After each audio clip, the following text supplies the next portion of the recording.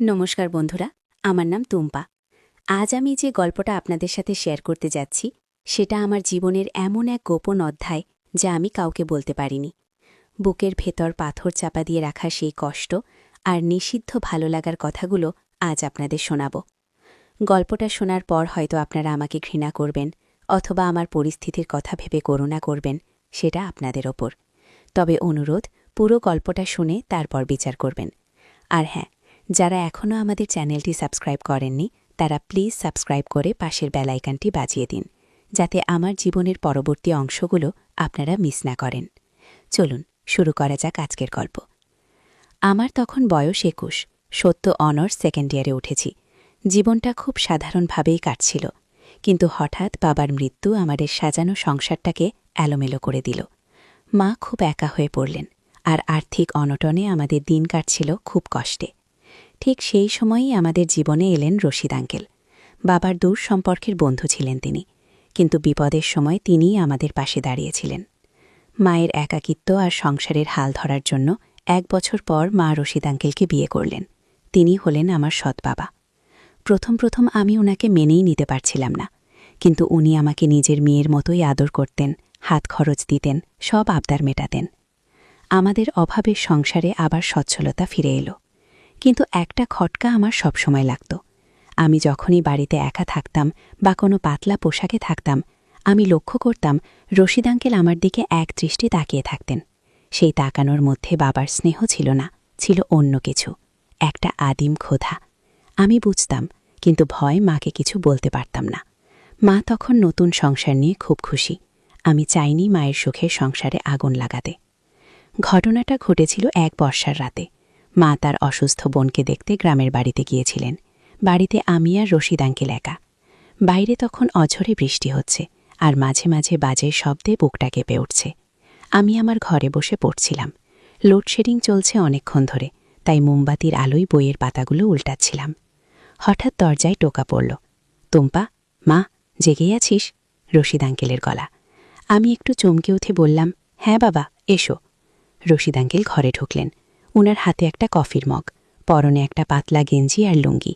মোমবাতির আলো আধারিতে ওনার চোখগুলো কেমন যেন চকচক করছিল। উনি বললেন, তোর জন্য কফি বানালাম, বৃষ্টির দিনে কফি খেতে ভালো লাগবে। আর একা একা ভয় পাবি না তো?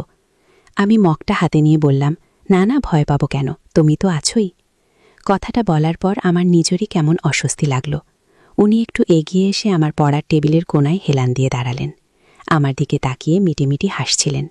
জানো টুম্পা, তোমার মা নেই, বাড়িটা কেমন খালি খালি লাগছে।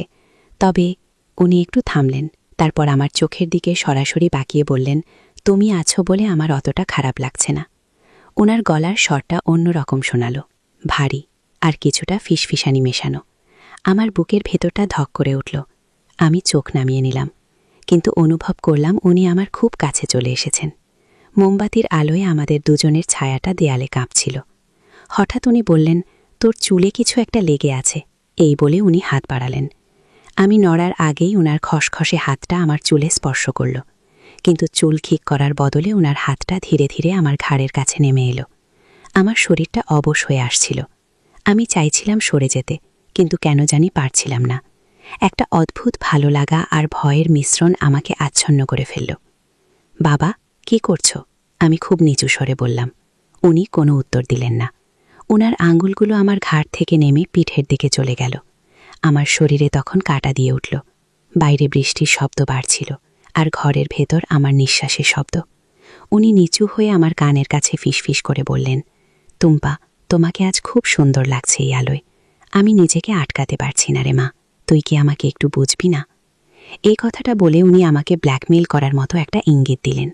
মাসখানেক আগে আমার একটা ভুলের কারণে ওনার অনেক টাকা লস হয়েছিল, যেটা উনি মাকে জানাননি। উনি সেই কথাটাই তুললেন। তোর সেই ভুলের কথাটা কিন্তু আমি তোর মাকে বলিনি। আমি চাই না তোর মা কষ্ট পাক। এখন আমি একটু কষ্ট পাচ্ছি, তুই কি সেটা দেখবি না? আমি বুঝতে পারছিলাম উনি কি চাইছেন, কিন্তু আমি নড়তে পারছিলাম না। উনি ধীরে ধীরে আমার চেয়ারের পেছন থেকে আমাকে জড়িয়ে ধরলেন।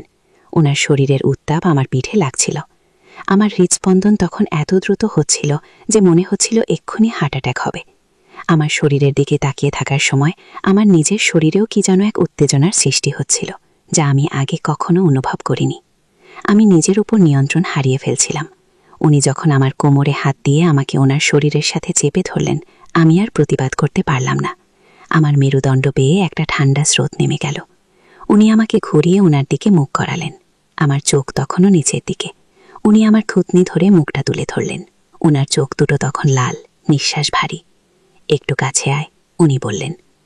তারপর যা হলো তার জন্য আমি প্রস্তুত ছিলাম না। উনি আমার কপালে একটা চুমু খেলেন, তারপর ধীরে ধীরে নিচে নামতে লাগলেন। ওনার অমসৃণ দাঁড়িয়ে আমার গালে ঘষা খাচ্ছিল, তাতে এক অদ্ভুত শিরশিরানি অনুভূত হচ্ছিল। উনি যখন আমার গলায় মুখ গুজে দিলেন, আমি অজান্তেই ওনার কাঁধ খামচে ধরলাম। আমার মুখ দিয়ে একটা অস্ফুট শব্দ বেরিয়ে এলো। বাইরে তখন প্রবল ঝড়, আর আমার মনের ভেতরেও। এটা ভুল, এটা পাপ, আমি জানি। কিন্তু সেই মুহূর্তে ওই স্পর্শগুলো আমাকে এমন এক মায়াজালে আটকে ফেলেছিল যে আমি ছটফট করেও বের হতে পারছিলাম না। উনি আমার ব্লাউজের উপর দিয়ে আমার বুকে হাত রাখলেন। ওনার হাতের সেই শক্ত স্পর্শে আমার সারা শরীর কেঁপে উঠল। উনি চুমু খেতে খেতে নিচে নামছিলেন, আর এক হাতে আমার শরীরটা মন্থন করছিলেন। আমি নিজেকে বললাম, টুম্পা, সরে যা। কিন্তু আমার শরীর আমার কথা শুনল না, বরং আমি আরও গভীরভাবে ওনার সাথে মিশে যেতে চাইছিলাম। একসময় উনি আমাকে কোলে তুলে নিলেন এবং বিছানায় শুইয়ে দিলেন। মোমবাতিটা তখন নিভে গেছে, শুধু জানলার ফাঁক দিয়ে আসা বিদ্যুতের আলোয় আমি ওনার চেহারাটা দেখতে পাচ্ছিলাম। এক হিংস্র বাঘের মতো উনি আমার উপর ঝাঁপিয়ে পড়লেন, কিন্তু সেই হিংস্রতার মধ্যে এমন এক মাদকতা ছিল যা আমি অস্বীকার করতে পারছিলাম না। সেই রাতে মায়ের আড়ালে সমাজের সব নিয়ম ভেঙে আমাদের মধ্যে এমন এক সম্পর্ক তৈরি হলো যার কোনো নাম নেই। সকালে যখন ঘুম ভাঙল তখনও বৃষ্টি পড়ছিল। আমি বিছানায় একা, কিন্তু আমার শরীরের আনাচে কানাচে তখনও ওনার স্পর্শ লেগেছিল। অপরাধ বোধে আমার কান্না পাচ্ছিল, আবার অদ্ভুত এক তৃপ্তিও কাজ করছিল। মা ফিরে আসার পর আমি স্বাভাবিক থাকার ভান করলাম, কিন্তু রশিদ আঙ্কেল আর আমি যখনই একে অপরের চোখের দিকে তাকাতাম, আমাদের সেই গোপন রাতের স্মৃতি ভেসে উঠত। এভাবেই শুরু হলো আমাদের এক নিষিদ্ধ অধ্যায়, যা আমি কাউকে বলতে পারবো না, শুধু আপনাদের ছাড়া। আজকের গল্পটা এখানেই শেষ করছি। জানি না আপনারা আমাকে কিভাবে দেখছেন, কিন্তু পরিস্থিতির শিকার হয়ে আমি আজ এই জায়গায়। গল্পটি ভালো লাগলে লাইক দিন আর কমেন্টে জানান আমার কি করা উচিত ছিল। দেখা হবে পরের কোনো গল্পে।